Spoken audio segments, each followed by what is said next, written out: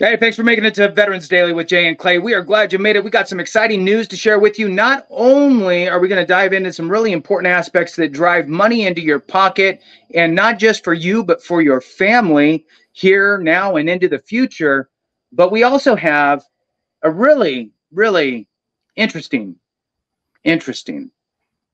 reaction video that Clay wants us to do. So, because of Clay's desire, here we are. All right, Clay, go ahead and tell us what we're going to jump into today. But before we do that, please hit the thumbs up, subscribe, share with a friend, all that good stuff. We really appreciate it. Every single one of you that does that helps to put this information into the hands of those that need it. And remember, even if this doesn't exactly pertain to you, it could absolutely impact one of our brothers or sisters, and that's really what it's about. Believe me, there are many groups out there that have loud voices and united fronts. We as a veteran group need to do the same. Be a united front and have a loud voice. Together we can do that. So thank you so much for all of your help in spreading the word. Over to you, Clay. Yeah, so we're going to talk about how, when did the VA take their money back for VA pension and Social Security? Everyone always preaches that VA disability and Social Security are different, which they are. VA pension is a whole other world, and this veteran owes about $100 grand back to the VA, which absolutely sucks. Then we're going to transition into what are what I'm going to call the real benefits of PNT. So not really your Champ VA or any sort of DIC benefits, any sort of Chapter 35 benefits, the real benefits, and I will explain what that means later. And then we're going to cover all the other benefits of 100% PNT, and seriously how those veterans can set themselves up to win at life is really the best way to put it. So starting with this React video, Jason, let's just go ahead and take a look at this. And it's a sad story, but there are some things that veterans really need to be aware of talking about VA pension. Our country, now thousands of veterans are being served a bill because of government oversight. Thanks for joining us for 10 Tampa Bay at 6. I'm Dave Wagner. And I'm Carolina Lead. Right now, many low-income veterans receiving pension payments from the VA are being hit with letters saying they need to pay back thousands and thousands of dollars. 10 Tampa Bay's Aaron Parsesian shares the story of a local Marine who reached out to 10 Tampa Bay saying he'll be underwater if forced to pay what he's told he owes. Number 5. Patrick McFeely is one of the few and the proud. Outside his Sarasota County mobile home waves the Eagle, Globe, and Anchor, alongside the flag he signed up to defend. My partner passed away as I came down here, and I love it down here. The Marine Corps veteran makes ends meet with pension payments from the VA, and after he turned 62, Social Security. It was like $2,400 a month. Not a lot, but enough to get by. And things were fine until a few weeks ago when he got a letter in the mail. Your entitlement to compensation and pension benefits has changed. As a result, you were paid $108,000 more than you were entitled to receive. The Department of Veterans Affairs says McFeely was overpaid more than $100,000, and they will withhold money each month to pay back his debt. And all right, that's about it. I don't want to go over the whole video. It is a bit long, but you get the gist, right? He owes $108,000, and I think that letter said $221 per month. I don't know what that math ends out to be, but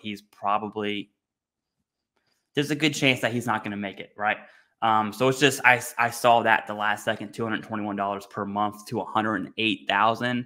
That's a lot of months. So it's like, are you trying to collect that or not? Jason, what are your thoughts on VA pension and Social Security? It's so first we have to dive into the why, right? Mm-hmm. Why does this happen? So why this happens is because there is what's called a maximum allowable pension rate, and it's confusing because they call it that because the VA doesn't say things the way that they really should. Kind of like pension doesn't really sound like a benefit that you would receive as a veteran. So let's put a little bit of clarity here. The VA has a low and no income safety net program called VA pension. That benefit, again, for low and no income individuals who served during a wartime. This isn't a video on how, all the bells and whistles on it, but this benefit has tied to it a maximum, not even earning, a maximum income amount from anywhere. Okay. The maximum allowable pension rate includes any other dollars and cents that are coming in a way. So an example would be, let's say that a veteran qualifies for VA pension and the maximum allowable pension rate is $30,000 a year because they have a wife, kids, housebound, whatever the circumstances are. It ranges, right, from whatever, 17,000 and up. But just to use easy math, $30,000 a year, but they're receiving $10,000 from Social Security. The VA goes, well, that's income coming in. And again, there's some caveats to that. There's certain things that you can deduct down of that amount. But just again, to use easy numbers, 30,000 maximum allowable, 10,000 Social Security subtracted from the total allowable leaves you with $20,000. In this situation, what happens is sometimes the VA doesn't know that you're receiving that 10,000 Social Security. Therefore, over a 10-year period, well, 10, 20, 30, 40, so on. Next thing you know, you're overpaid $100,000. $100,000 sounds like a lot of money. It is a lot of money if you say it within a short time frame. Yeah. If you spread it out, look, an extra $800 a month for somebody who's low and no income. I mean, great. You get to go out to dinner a few times and fill up your gas tank, right? $800 goes quick. Especially, don't get me started, Clay, on inflation over the last couple of years, but it has been ridiculous, and we can all agree that COLA does absolutely freaking nothing. So, with that being said, very sad state of affairs that the VA, and look, there's a little bit of onus on the veteran, okay? But I'm going to tell you this. It's hard enough to figure out how to file a standard claim for disability, let alone pension. There's so much fine print, and if you're doing it yourself and you don't have an accredited representative explaining to you all the ramifications that surround it, you're blind. And you're relying on the VA at that point to let you know if you're doing something right or wrong. So here we are, 10, 12 years down the road in some cases with this pension recovery, and the VA is coming back to claw back this money. Clay, I think that there should not be the ability to stretch that far back. Mm-hmm. The VA should be working, and they do, and they're supposed to. But it hasn't been seamless. They should be working with the Social Security Administration. Social Security numbers aren't changing, right? So it should be a pretty easy data dump into an Excel sheet and cross-reference type of a situation. You're the data guy. Let me know your thoughts on what you believe the VA could have done with working, interdepartmental between the two different departments or administrations or whatever to figure this out so we could avoid this type of situation for the most vulnerable of all of us, by the way. I mean, you're talking about somebody who's receiving pension. You start clawing back money, even if it's a few $100, and that could throw somebody onto the streets. Yeah, so when you look at one, I agree with everything you said. And I look at the points of failure first. You have to understand the problem, right? So I do like how you mentioned there's some sort of responsibility on the veteran side, which is true, although I would not blame the veteran in this certain context, but that's a point of failure. From the veteran to the VA or the veteran understanding Social Security and VA pension. That's one point of failure. Another point of failure is whatever VA automated processing system they're using should be able to pull data from Social Security. Not to, I'm going to keep this very short. It makes me think of VA's overreach and Second Amendment rights. So, like, if you can overreach into another department, why can't you overreach into Social Security and just say, hey, this Social Security number, are they receiving pension? Yes, no. That's an automated processing system issue.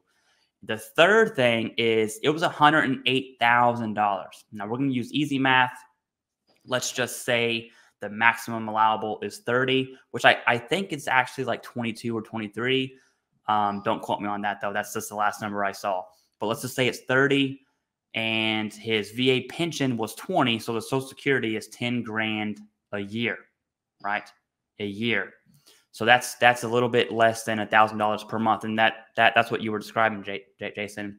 But you look at the data to $108,000, that's over 10 years. That's like a 10 years, 10 months. And it's like, okay, how many failures occurred? The veteran had one failure, two really, understanding Social Security and VA pension, and then informing the VA. But that happened 10 years ago. The VA, every single check they sent for the last 10 years, 10 plus years, assuming the Social Security benefit was 10 grand, failed.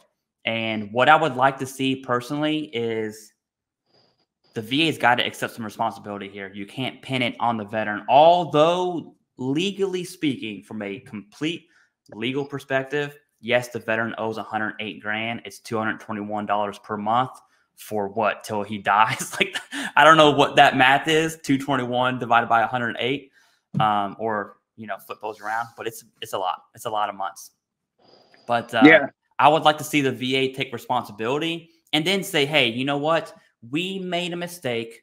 However, we're going to go back 1 year. So you have to pay back 1 year's worth. Because it's like you're going to pin your mistakes, $108,000 worth of mistakes, on a veteran who, like you said, is literally the most vulnerable of the veteran population. VA pension's not, you know, if I was to rename VA pension, which I wouldn't call it that either, I would call it VA welfare, because that's what it is. It's a safety net. It's welfare, and safety nets are important for society. Where I grew up, the median income is very low. We'll just say that. And so a safety net is required for any functioning society. I can get down with that. What I can't get down with is the VA saying, hey, we made a mistake the last 10 years. You're on the hook. And it could be more than 10 years, right? Depending on what that amount that Marine was actually receiving from Social Security. That I don't know. I'm not that old to really understand Social Security yet. I will one day though. But that's my thoughts on that, Jason. Did that spark any ideas?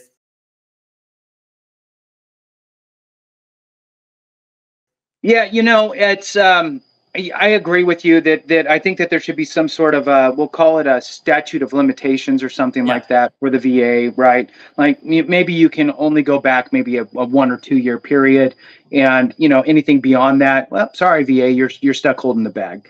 I'm down for that. I'm also down for more information up front. Don't assume, VA, this is to the VA, don't assume that everybody that's applying for benefits understands everything about the benefit. A red sheet of paper with big letters that say whatever you need to say in like a few words as possible that are no more than 5 letters long, right? That's what you need to do for everybody, right? It needs to be something that's super easy to understand, not a lot of legal mumbo jumbo, and oh, by the way, if you have any questions regarding this, call us, or you know, beware. We may come back and take your money. Beware. If you have any questions about this, call us. Right? Whatever it is, right? So somehow, some way, they need to do a better job of informing folks, because having it I mean, even on their website for VA pension, yeah, they give examples, but it doesn't really spell it out, right? Very good, right? So here's the maximum allowable pension rates as of December 1st, 2023. So whatever, 8 months ago is when this went into effect with the cost of living. This is affected by the cost of living adjustment of the 3.2 that we realized. And if you're a veteran alone with no dependents, it's $16,551. If you qualify for housebound benefits, it's $20,226, and this is per year. And if you qualify for aid and attendance benefits, it's $27,609. Then there's, you know, different, it's just like disability compensation. There's all different add-ons if you have a spouse, if you have a dependent, and it just goes on and on. But just to give you a few, as a veteran alone, that's what you're looking at. One of the examples that they give here, which kind of goes back to the idea of, if you're receiving money from somewhere else, how does that impact your pension? And if you think about it, it makes sense, but most people don't think too deep into this stuff. If you think to yourself, okay, if I did really good in my civilian job and I socked away all this money and I have millions of dollars in my 401k. Now, granted, that would be a disqualifier anyway for pension because you can only have a certain amount of assets. But let's take that out of the equation for a minute and just pretend that you have this like an annuity or 401k disbursements, right, of $10,000 a month. Do you really think you're going to qualify for pension? Do you think that that's going to affect your ability to qualify? If so, because the answer is yes, then why wouldn't smaller amounts count toward pension as well in some sort of a way? So that's kind of how they're looking at it. The example that they give here, and again, it doesn't spell out Social Security, so people think, well, this isn't money that I socked away, although you did in a weird way. Yeah. But you don't think I took this out of my, I know. I didn't take this money out of my pocket and intentionally put it over here, and I'm not actually working. I'm not receiving income. We think income is I work for a job and I'm getting paid. So this is their example. You're a qualified veteran with a dependent, non-veteran spouse and no children. You also qualify for aid and attendance benefits based on your disabilities. You and your spouse have a combined yearly income, because it's household income. You and your spouse have a yearly income of $10,000. That's all they say. They're not saying Social Security, right? They're saying income. When they say income, they mean any money coming into your household, right? To your names, right? That's provable. All right. So $10,000 of provable income from anywhere. So your maximum allowable pension rate is $32,729. That's because you have a spouse and you have aid and attendance benefits. So $32,729 per year is your maximum allowable. What maximum allowable means is if you have zero income from anywhere else, that's what you can get, $32,729. But in this case, you got $10,000 a month coming in from wherever, Social Security, right? And now they subtract that and they leave your VA pension at $22,729 because they subtracted that $10,000 from the overall maximum allowable pension rate. Then that breaks down per month and you get $1,894 per month in your pocket, tax-free from pension. So is it better than not having anything? I mean, obviously, yes. But it is at the end of the day, Clay, you would much rather try to go down the road of disability compensation if you can. But on the flip side, in this example, and I want to get your thoughts on this because a lot of people don't talk about this on YouTube, right? Everybody, granted, I don't watch everybody's videos. I watch your videos, Clay. That's who I watch yours too, Jason. Thank you. All right. So people don't talk about this. Veteran is low or no income, files for disability compensation, gets rated at 40%, 50%, and they're like, whatever they're at, $1,500 a month or something like that. Well, if that veteran qualifies for pension, in this example, they would actually get $1,894 per month. So what's better? Should they go for pension or should they take right? So there are some, especially if they're sub the ability to qualify for TDIU. And even if you are sub the requirement, you should still apply for TDIU, roll the dice and see if they'll accept you even with lower ratings.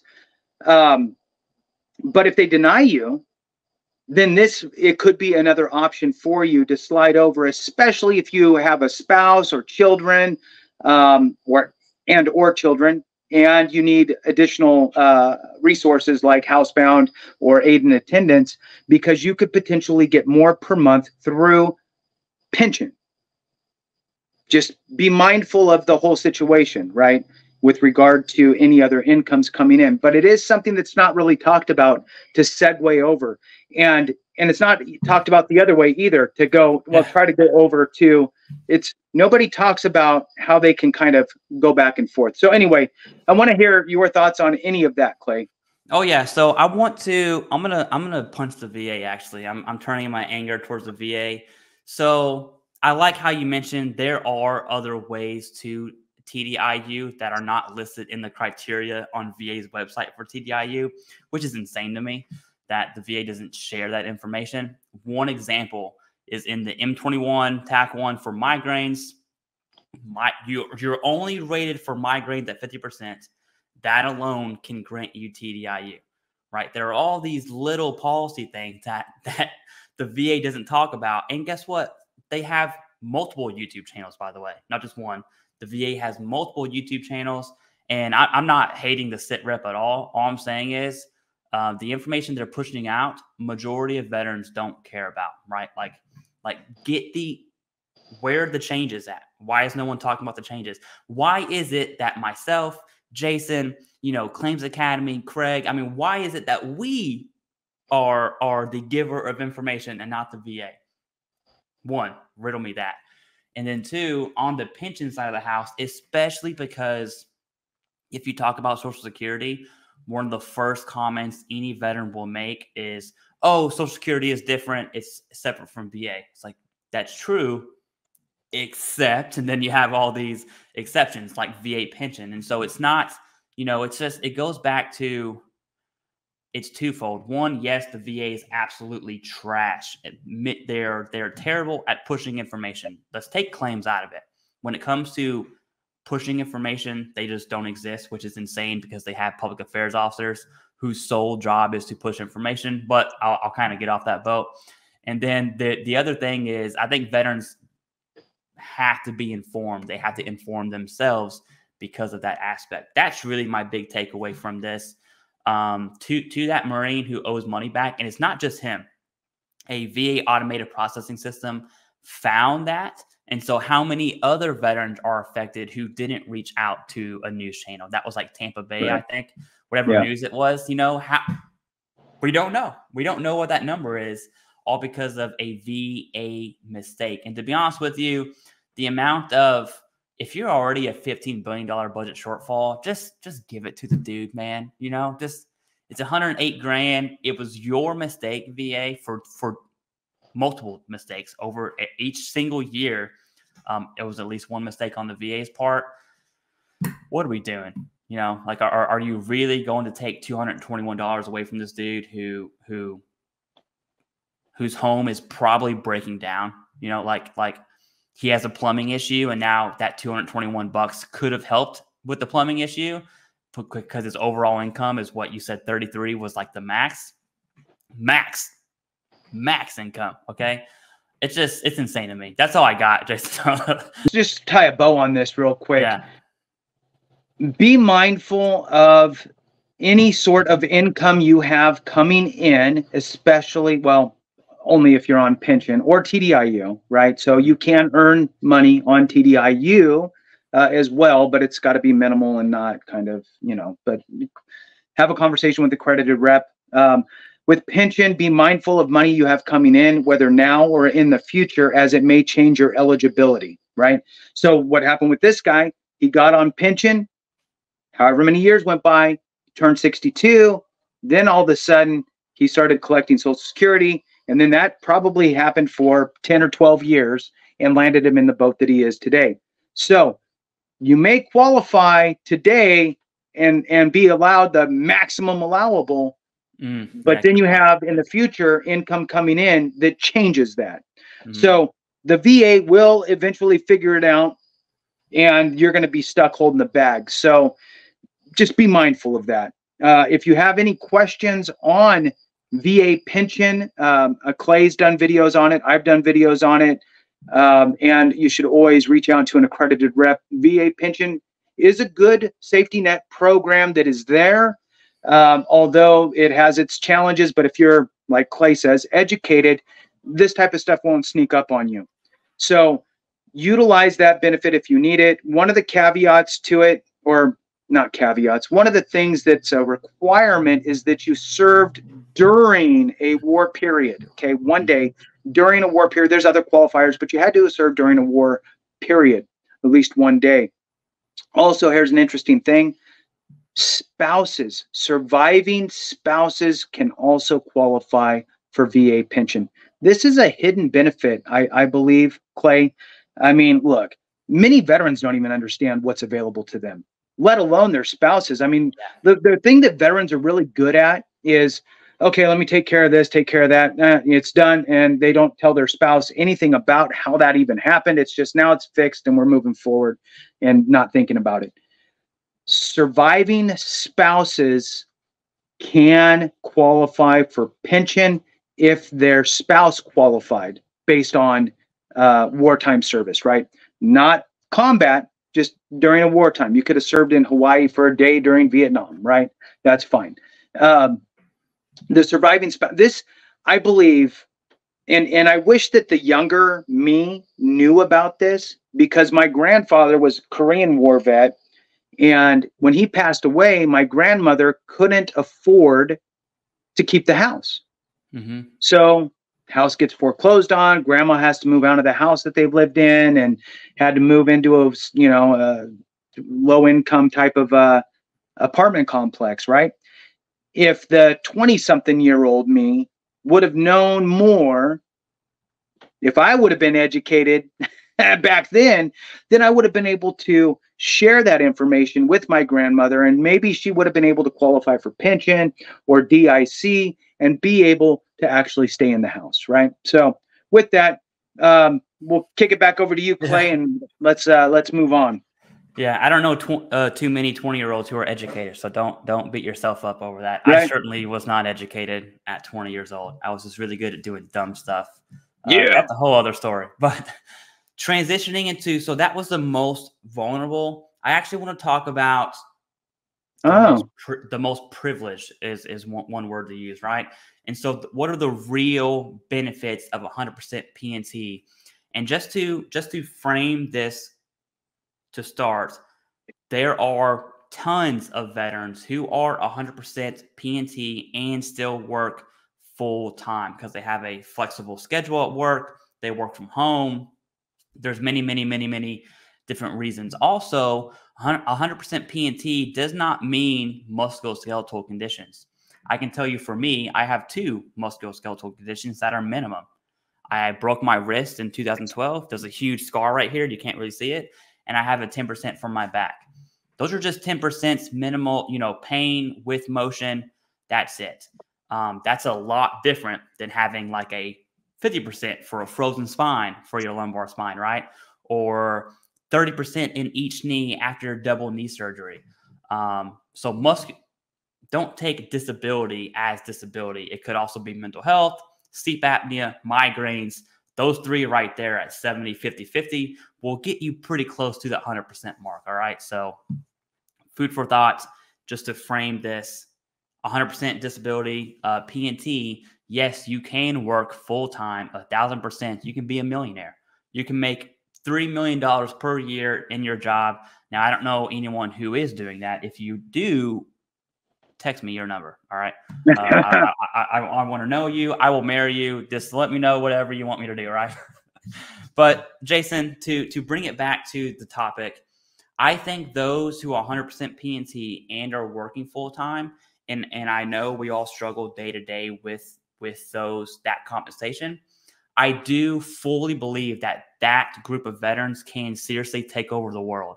They can use their disability. Yeah, use their disability to pay off debt and live a debt-free life. And I'm talking about cars, credit cards, your house, so where all your income becomes disposable. And obviously that's going to take a few years to do, depending on what neighborhood you live in or what kind of cars you drive. But I genuinely believe those who are 100% PNT can seriously take over the world that are still working full-time. I want to get your thoughts on this. That conversation can go many different routes. And then I kind of want to tailor it to what my advice would be for those who are 100% PNT and are still working. All right. So I think my chicken's getting ready to lay an egg. Yeah. Here we are. All right. Welcome to my life. So I don't know. I'll just talk louder. So It's a part of the process now. I have to get my golden eggs from somewhere, right? So I'm not going to lay them. I'll tell you that. So 100% permanent and total. And it's always weird to say it like that because permanent and total means 100% in the fact that it's total. So anytime you hear P and T, T references total, which means 100%. And permanent means permanent. So that all your conditions are static. So anyway, yes, that is a great place to be. And depending on the ailments that you're rated for, like you said, you could definitely work full-time or even more than full-time. I mean, and in some cases you can even have labor type jobs, right? I mean, everybody's situation is different. And the one thing that I think we all need to understand is that we can't look through the same lens at every single veteran and go, well, you shouldn't be doing that, or you should be doing that, because everybody's story is different, right? One of the biggest things that bother me is just the fact that once you get to the 100% permanent in total, for folks that don't understand how it works, they go, well, you're walking around, you have all your fingers and toes. How the hell can you be 100%? You screwed the system. It's people like you. No, that's not the truth. And for just to set the stage correctly, there's a whole other rating schedule for that, which is called special monthly compensation, right? So that's where those folks go. So my chickens are, I mean, it is what it is, right? So one of the first things that you should do if you become permanent and total during your working career is check with your HR department if you can, if this makes sense for you, first of all, what it would look like if you either eliminated your health insurance through your employer, and then you need to decide if that makes sense for you, right? If you're a single person and you're just going to go to the VA for all your care, they might kick back X number of dollars per month to you. And at a minimum, they're not going to take any money out of your check because you did do that. So you could actually come out way ahead, which then is putting more money in your pocket, right? So for example, when I was working full-time, 100% permanent and total, I selected a plan that actually paid me back at some points in time about $600 or $700 a month. So I would get back $600 or $700 a month every single month on my paycheck, and I'm not paying into any sort of health care. So that put me in even a better situation. As far as becoming, like what you talked about, the whole debt-free thing and all that type of stuff, that is really important. And I think that, the older we get, the more we realize that that's important, right? When you're younger, maybe not so much. It's you start spending it before you even get it. It's like, well, I know I'm going to get that next month, so I'm going to go out and buy this today on a credit card. And then that money comes and then you do it again. And so really, really try. I think that most people understand, right, that that's not the right way to go. My dad told me when I was younger, he's all, this, what this is? Credit card, right? It says, this is my 20% more card. If I think that I'm not paying enough for something, I'm going to buy it with this so I could spend 20% more. And granted, I get it. Look, if you pay off your credit cards every month, like clockwork, and you're disciplined like that, know yourself, seek improvement, right? Those types of things, very important stuff. Understanding how you deal with things, right? I know that if I have too many credit cards available, I might actually use them. So I have small credit cards and just have them over here. And it's like, even if I do use them, it's really not much, and I could pay it off every month. So just kind of some food for thought there. There's a lot of income drivers, I think, with 100% permanent and total. Just to swing back on a couple things that I would do. One, I would check with the HR folks, see if that makes sense for the health insurance thing. Get with your county tax assessor's office on your house if you own a home, and see if you can get that waived. Get with your motor vehicles folks for registration. Get that registration fee waived. This is all ways to drive more money into your household. I know we weren't really throwing in things like Chapter 35, but if your spouse jumps on Chapter 35, or you have an adult child who can go to college and jumps on Chapter 35, you get both of them doing it. That's almost $3,000. That's $2,800 a month of additional income, tax-free, coming into your household. If your kid's living with you, right, then it's coming into your household. So if your child has $1,400 in their pocket, that means you don't need to give them $1,400 a month to go do stuff. So all of that stuff's really important, Clay. I want to get a little more of your thoughts and get some direction on kind of where your mind's going with this. Yeah, so I am no financial guru, right? I'm also not an idiot, believe it or not, but I have zero financial background.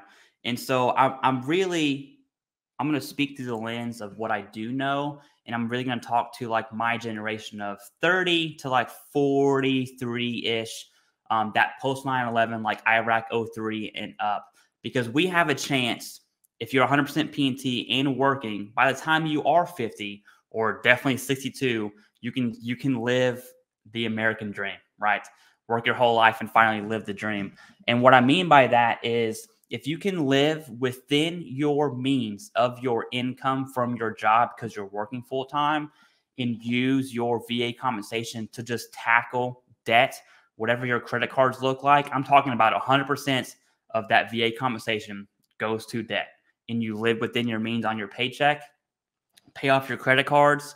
I would do it in this order. This is going to sound a little bit like Dave Ramsey for anyone who watches that. Credit cards, cars, and then my house. That's the order of which I would do things in, right? If you have a TSP, if you're in the federal sector, make sure you have that too. If you have kids, have 529s, but you also have Chapter 35, which is completely separate benefits, right? 529s will help pay for tuition. Chapter 35 is just like a stipend. You can buy books, you can buy a dorm, you can use that to, for gas, whatever. You can use it for whatever you want. It's a stipend. Chapter 35 is not for tuition, although you can also use it for tuition too. But seriously, I think those veterans, in the most serious possible meaning I can convey this through a YouTube video, is I genuinely believe that veterans who work full-time and are 100% can rule the world, can set themselves up to be debt-free, where all of your income's disposable, where your kids go to school for free. I mean, that's my dream, right? I have 4 children, 4 kids. If I did not have Chapter 35, I would be screwed, seriously. Well, they would, because I wouldn't pay for their college. I'm just kidding, right? Of course I would. I'm a good dad. But seriously, and I don't think anyone talks about that enough, because it's kind of a sticky topic, because I know someone's going to be like, well, you're disabled, you shouldn't work, or I'm 100% IU and I can't work, and therefore, I'm not there, which that's not invalidated. That sucks, right? If you were TDIU, I mean, just to be straight up with you, that sucks. Like I'm sorry that your disabilities keep you from working, and that sucks. That's just the honest truth. But for those who can work with disabilities, you have 2 options, okay? You either take advantage of that and set yourself up and set your children up, or if you're single, I have a friend who's 52, who's a retired 06, which is insane, who's also 100%, who has 0 kids, single, never been married, and you know what he does? Whatever he wants, okay? He does whatever he wants, and you can choose that route to set yourself up or your family up, or not. Like those are your options. You can spend it on a motorcycle, on a car. You can always keep having a new car and having a car payment. You can do that.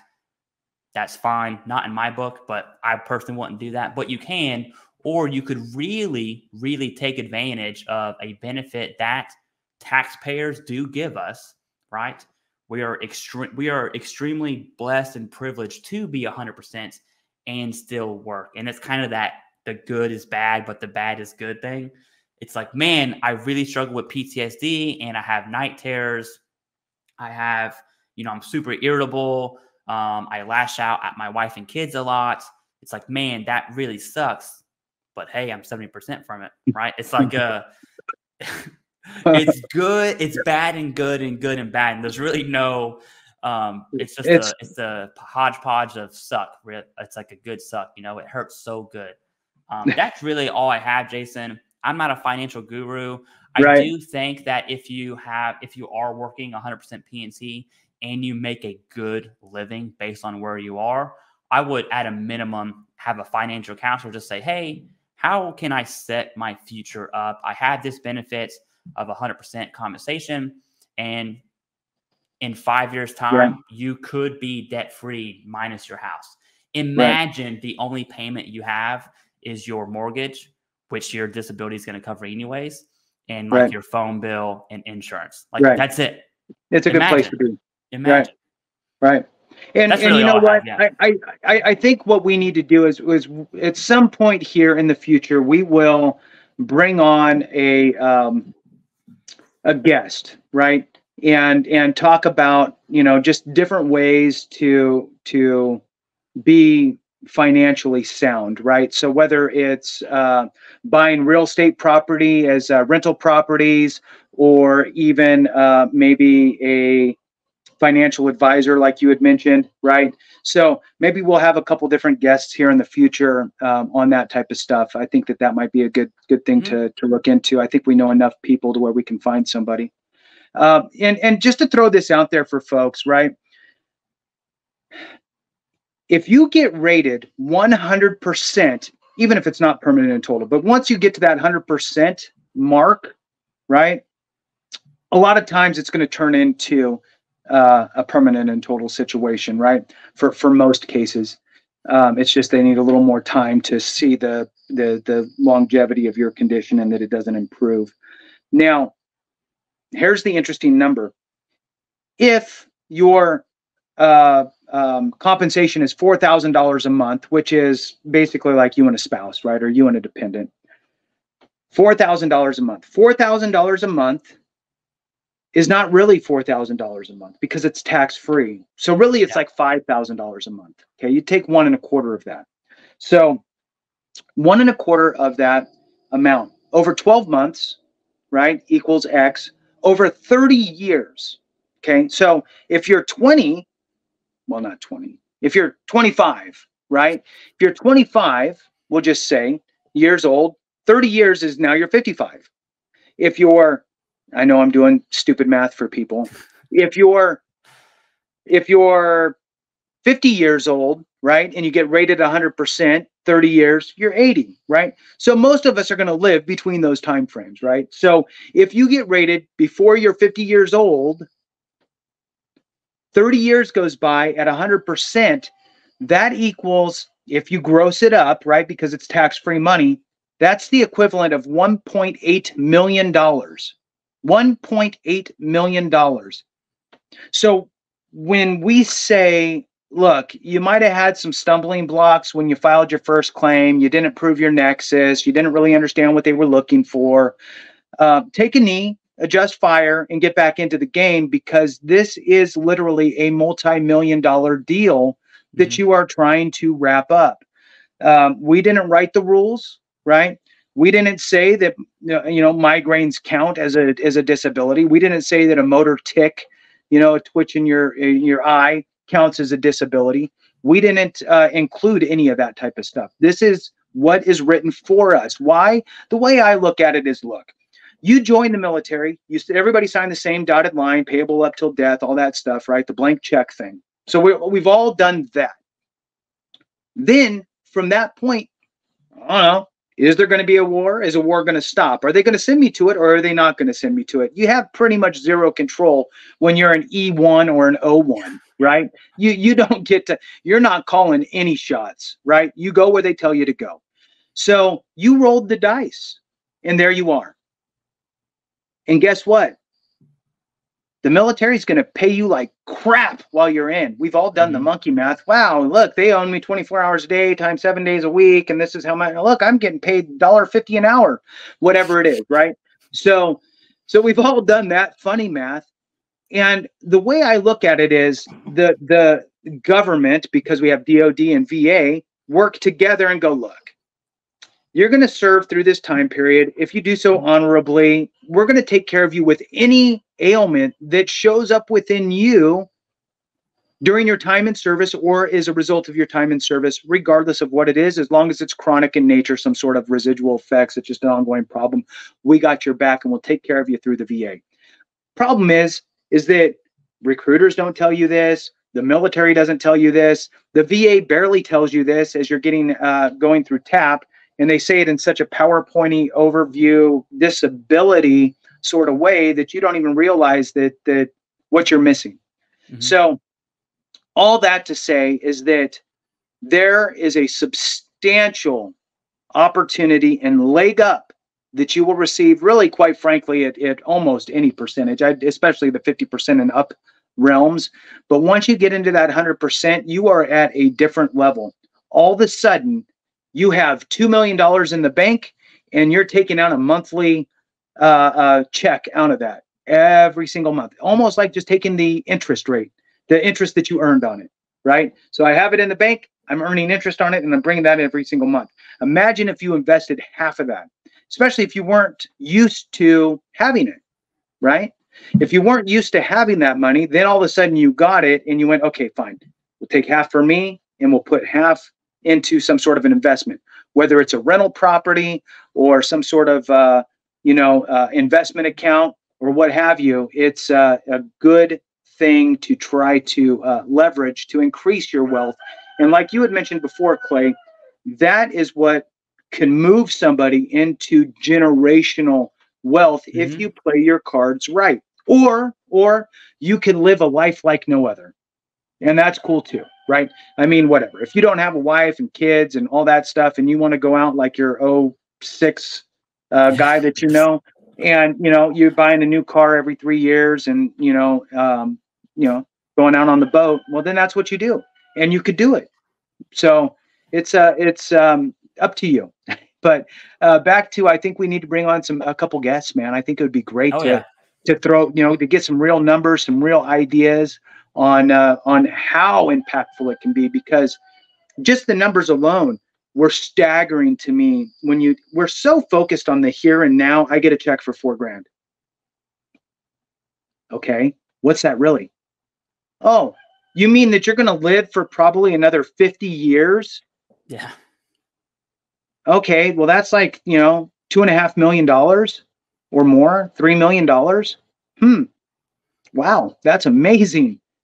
So, and what are your thoughts on any of that? It would be super cool to like have a baseline, a actual financial person who knows what they're talking about. Like saying, hey, I make 80 grand, my family makes 80 grand a year. I have one spouse, 2 children. I'm 100% PNT. We have 2 credit cards at 10 grand each. We have 2 car payments at 30 grand each. What is my day-to-day or month-to-month budget to become debt-free? I would love to see that happen. But it goes back to this, right? And I know we're probably going to get negative comments. I can already just see them now. To be honest with you, I don't really care, by the way. If that's you, I don't care. But I'll type one in for you. Yeah, it is the least, in my opinion, it's the least the country can do for those who are 100% PNC, is to get them to middle class, to get them to, I would probably say middle to high, right? Definitely not your 1%. VA disability is not going to put you in the 1%. It's not. You're going to have to work. You're going to have to pay off your debts. You could technically become a millionaire once you own your home, right? And so you could have that million in assets. You're definitely not going to be a part of the 1%. But I do think if you're a PNC, there's no reason outside of spending behaviors that 100% PNT veteran who works full-time cannot get to middle to high class. That would be like minimum standard for those. And I think the country owes those veterans, especially after a 20+ year war. And then all the other, no one talks about Panama, Shield Storm is forgotten about. No one talks about that peacetime era. It's the least the country can do, in my opinion, right? I like how you said that we rolled the dice and we signed the blank check. Okay, well, we signed the blank check. We did our time. now I have all these disabilities, right? All of these ailments from service that do affect not just you, the veteran. And I always say this too, it doesn't just affect me, it affects my wife, it affects my children, it affects my relationship with my mom, right? Depending on what disabilities you're talking about, it can suck. And if you are on that musculoskeletal heavy side, not really the mental health side, that's much worse. Like I think it is visibly much worse to have a back at 40%, to have radiculopathy at 40% in each leg, which sucks, by the way, to have, irritable bowel syndrome, to have COPD, to have disabilities that are visibly, they walk by you and you're like, oh man, I feel sorry for you, versus that veteran that walks by that has mental health, that has sleep apnea, that has migraines. You might see them lash out here and there, but they'll walk right in front of you straight up. Like you won't see the disability. And so I just want to reiterate that. I don't like just how VA pension, I think they should call it VA welfare personally. And then VA disability, just call it VA compensation. Right. You rented our bodies, they were damaged, compensate us for that. That's the last thing I'll say, Jason, unless you want to take that away. And then we can talk about other benefits. Yeah, you bring up a good point on the disability aspect. Everybody has their own race, right? Everybody has their own thing that's going on, and we can't judge each other just based on what we see. What that reminded me of was I was at I don't know, I was at some event, and a Wounded Warrior Project person came up to speak. One of the guest speakers, right? So they came up and they put up their logo, and everybody, they did a pretty good job branding themselves. So everybody pretty much knows the logo of, the guy kind of carrying the other guy, right? Yeah. Doing like a fireman's carry thing, right? I guess that was before they started doing the Haas carry, right? So anyway, so the fireman's carry of the two soldiers, or I don't know, are they soldiers or Marines? They're probably Marines because they're doing something. Ah, got it. So anyway, so everybody knows that logo, right? And so he put it up, big old logo, and he said, "Tell me which one's the disabled veteran." They both are.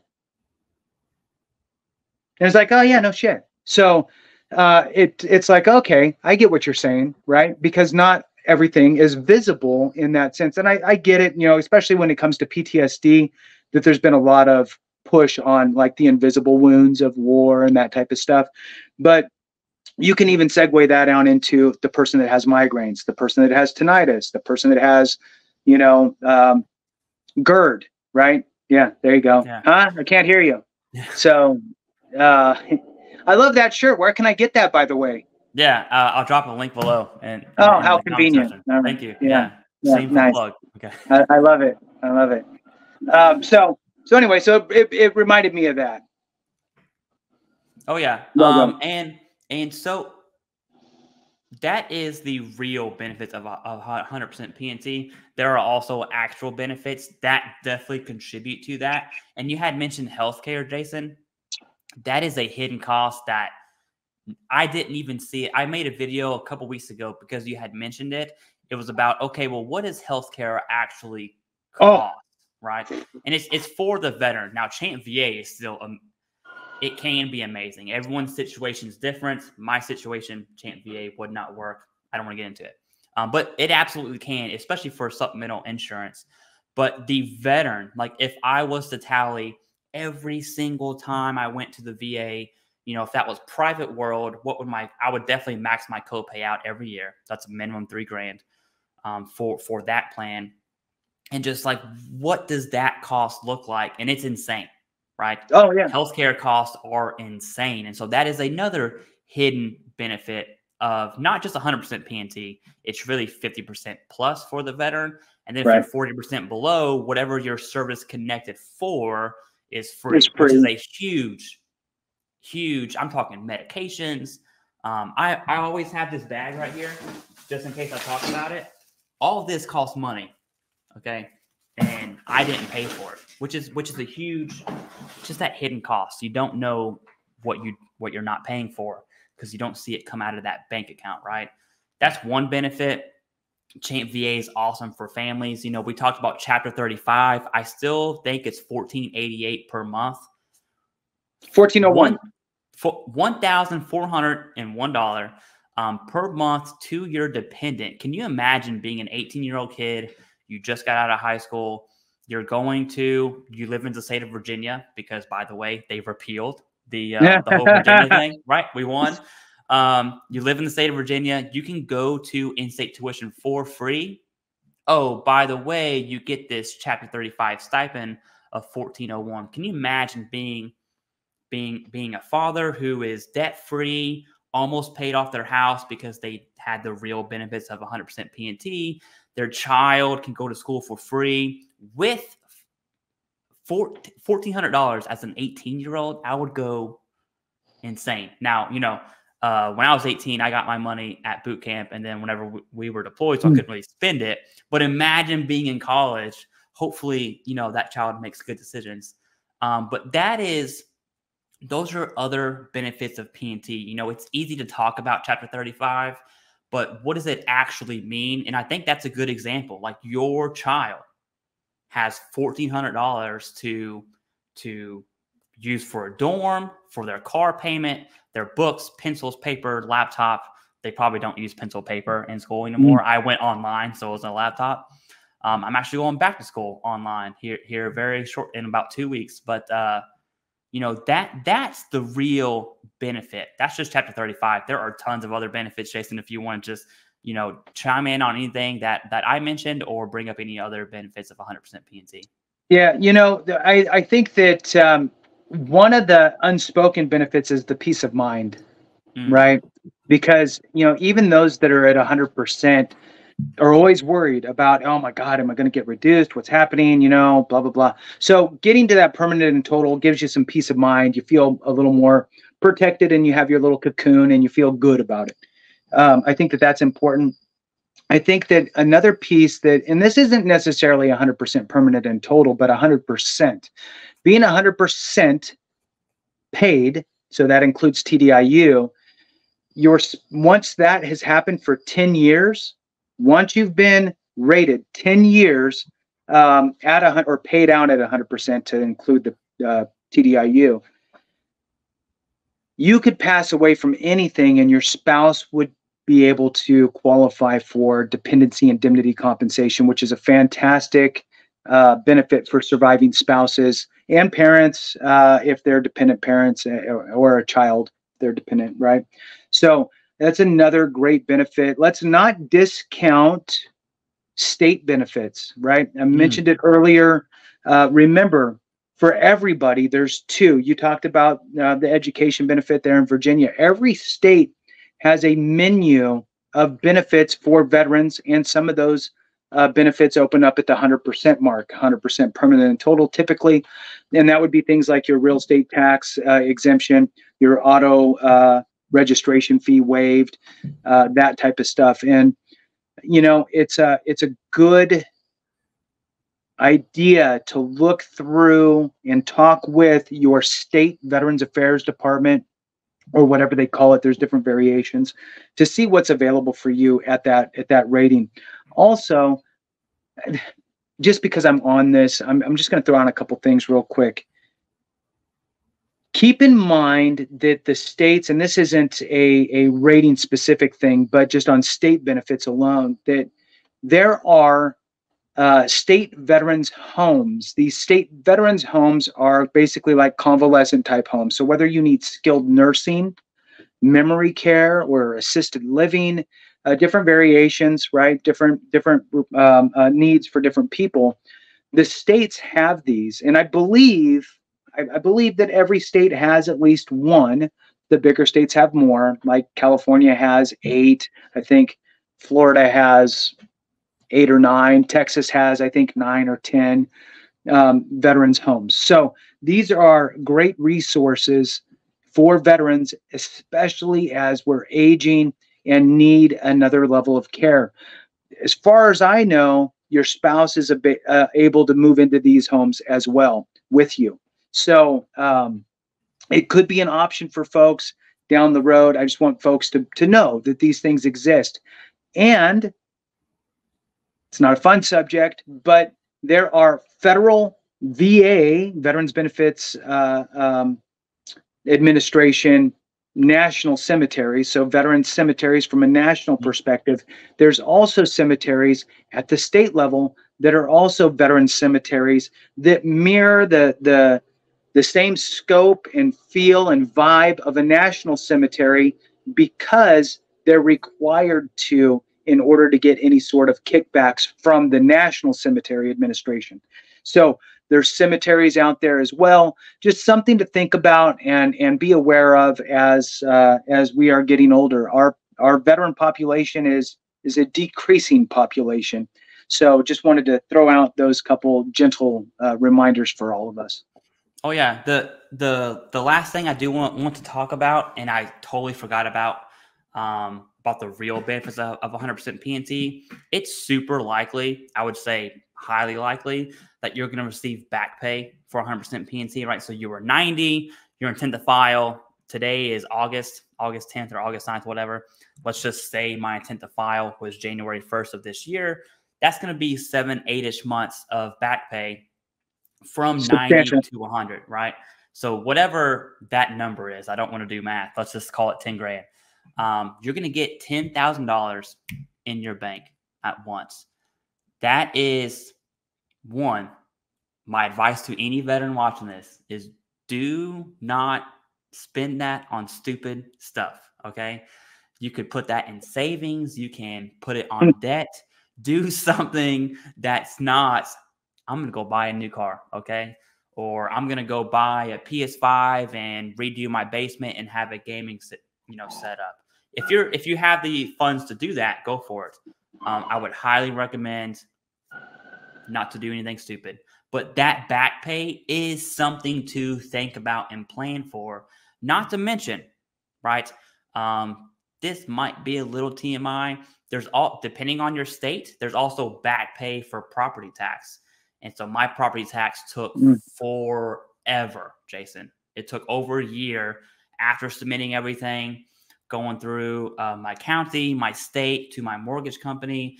There was a third-party company that the state paid property tax, and then that third-party company had to pay the mortgage company, then the mortgage company had to pay us, and it was over a year of property tax.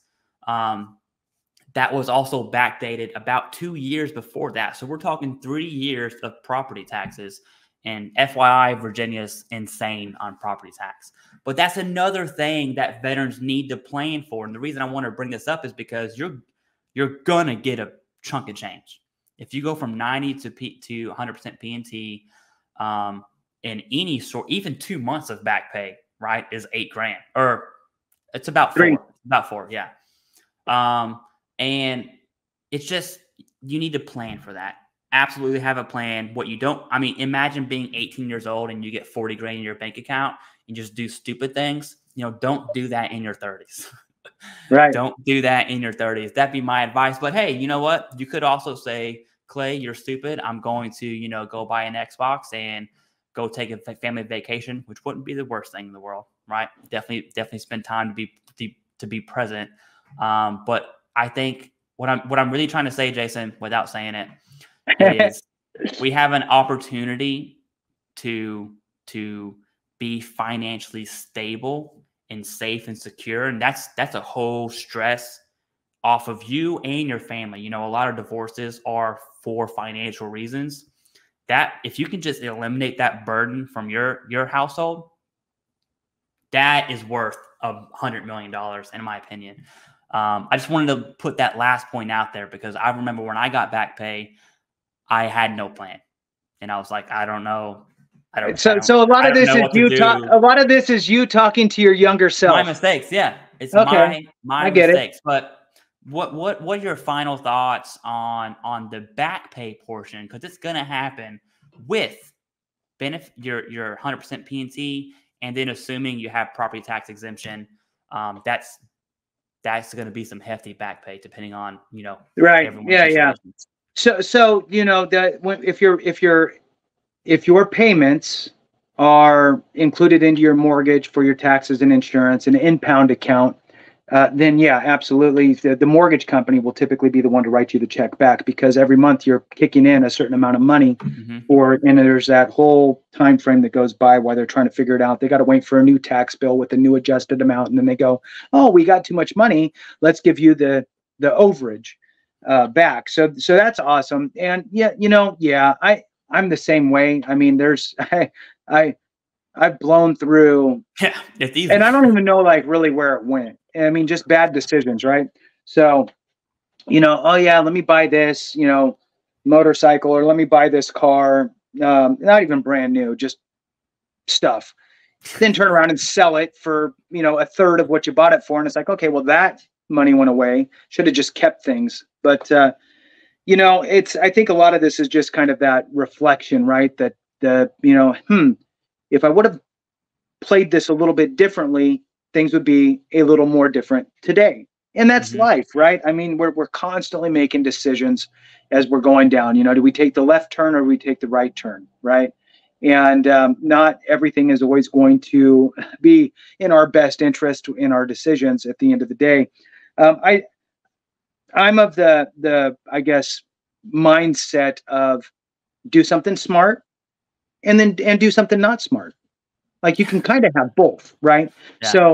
So come up with the numbers in your own head, right? I'm going to take 70% and do something really smart with that. And I'm going to take 30% and I'm going to go to Vegas, right? Or whatever it is.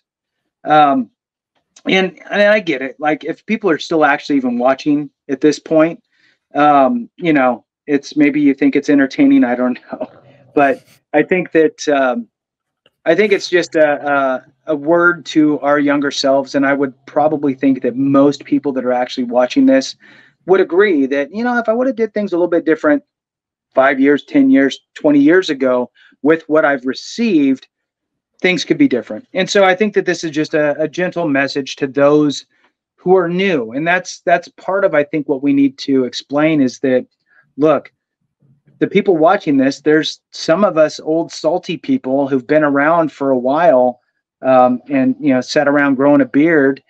We've been through a lot, and this message is for those that are just exiting. Maybe they're getting ready to file their BDD claim, right? And they're filing a BDD claim, and then they're going to get their claim decided 4 months after they get out, and then they're going to have to, take a knee, readjust, and file for some secondaries, file for some other things that they missed on their BDD. And what are they going to do as they're structuring their life moving forward?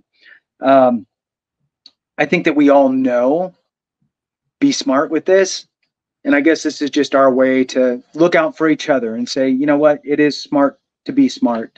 It's not that hard. It just takes a little bit of discipline, I think, and take a day to think about something before you just jump into it, right? So there's really nothing else to say, I don't think, other than the ringing in my ears is just, wow, hi. And I think that you're reminding me of it. It's so subtitles. I appreciate you. Yeah. It's not a t-shirt, it's subtitles. Remember that. Nice. Yeah. Do you hear what I hear? Yeah. Perfect. Yeah. So anyway. All right. Well, so today, we covered the VA pension and the Social Security, which is a whole different beast outside of compensation. We talked about really setting not just you up, but your family up for success, financial freedom, which is, in my opinion, the actual American dream. And then all the other 100% P&T benefits that really contribute to that financial freedom. That's all I got, Jason. I'm going to try this outro thing. I've never done it right. But if we take care of each other, someone else will. All right? No, I'm joking. Go ahead. How does it go? How does it go? Were you waiting like all week to do that? I've been. That was rehearsed. Yeah. You just try to think of just stupid shit. I appreciate you. Good job. That's your next T-shirt. Yeah. All right. So look, veterans with 100% P&T rating may be eligible for many benefits, right? I'm going to read a few of them here, and then we'll go ahead and kick it out. So VA disability compensation obviously is at a very high level, not the highest because you have SMC. So, but it is a very generous amount. Healthcare is free healthcare and prescription medications. Dental care comes into play. Special compensation can come into play for combat-related special compensation, concurrent retirement, disability compensation for those that are retired, career training, certificate courses, apprenticeships, on-the-job training, and educational and career counseling through VR&E, which you can get it at a 10% rating. It's just an additional, remember that that's their aspect. Automobile allowance, adaptive equipment, clothing allowance, death, and the dependency indemnity compensation thing that we talked about can also be things that are available to you depending on the level of your disability, right? Like we talked about earlier, people are disabled for different, and disabled, whatever, it's VA, for different reasons, right? Some of them are actually physical and others are not, and you may or may not qualify for other things. The property tax exemptions, you want to definitely check into that. Reduced market value of a homestead for property tax purposes. Education assistance, dependents of veterans may get up to 45 months of benefits for VA approved degrees, certificates, training, correspondence courses, etc. Hunting and fishing licenses, check with your state. A lot of them open up at the lower ratings. I would say maybe 30s, 50%. Maybe some of them are even just a rating at all, right? Just some sort of letter from the VA saying that you're a quote unquote disabled veteran. Federal employment preference. This also rolls over to a lot of the states, probably all of them. You get the veteran preference points for your employment stuff. I'm sure there's other stuff that we missed, but that's just a few things. Champ VA would be another one out there. That's the health insurance that you can add your spouse and dependents on as well. So with that, thanks so much for watching. We appreciate each and every one of you. Thank you so much for watching. And remember, if we don't take care of each other, something went wrong. I said it slow for Clay because he's a Marine like me. All right. Have a good one.